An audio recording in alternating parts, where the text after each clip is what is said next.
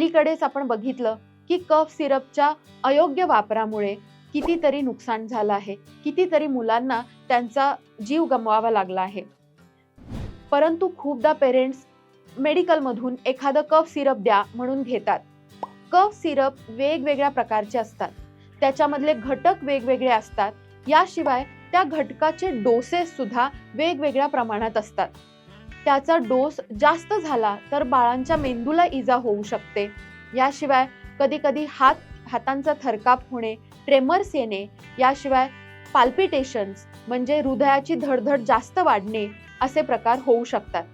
Cough syrup हे केवळ डॉक्टरांच्या सल्ल्यानेच घेतले पाहिजे आणि त्यांचा डोस जेवढा डॉक्टरांनी सांगितलाय तेवढाच घेतला पाहिजे. एक्सेस डोस किंवा कमी डोस सुद्धा घेतला नाही पाहिजे.